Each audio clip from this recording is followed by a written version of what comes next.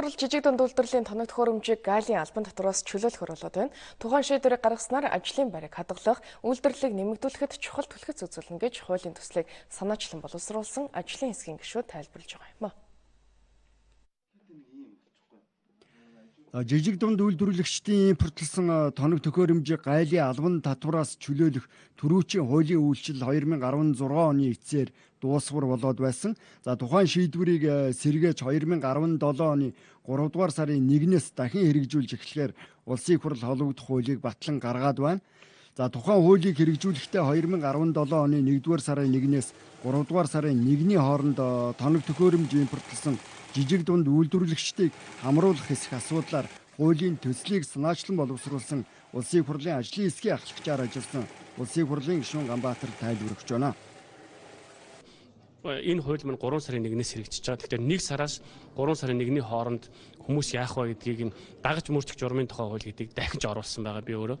Тэр хуулийн дагуу одоо өнөөдөр болоод өнгөрсөн 1 сард орж ирсэн гайлын төхөөрөмж албан татваруудыг буцааж олгох гэж. Тэр хууль хэрэгжснээр тэр хууль маань 3 сарын 1-ээс хэрэгжин. Тэгэхээр жижиг дунд үйлдвэрлэх эрхлэгч нар маань одоо зүгээр чөлөөтэй татвараа төлчих. Тэгээ 3 сард буцаага тэрийг авах боломжтой. Энийг нь бол бүрдсэн байгаа гэж хэлмээр байна.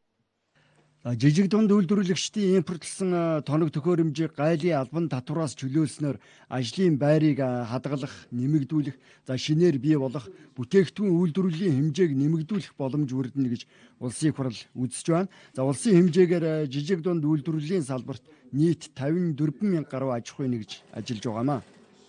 Үйлчлэлтийн нөхцөл байдал хүнд байгаа орон нутгийн малчтад туслах аяныг хүнсгэд аж ахуйн хөнгөн үйлдвэрийн яамнаас санаачлан олон нийт иргэд албан байгууллагуудыг нийтлэхийг уриалдаг байгаа. Энэ удаа Монгол банк хандивын аянд нэгдлээ. Монгол орны ихэнх нутгаар өвлжилт хүндэрч зодын байдалтай байгаа энэ үед Монгол банкны ажилтнууд цалингаас хоримтлал үүсгэн 46.8 сая төгрөгийг малчтад хандив тусламж болгон хүргүүлсэнийг Монгол банкны дэд ерөнхийлөгч Лавгсарн өнөөдөр хүнсгэд аж ахуйн хөнгөн үйлдвэрийн сайдад хүлээлгээ өглөө.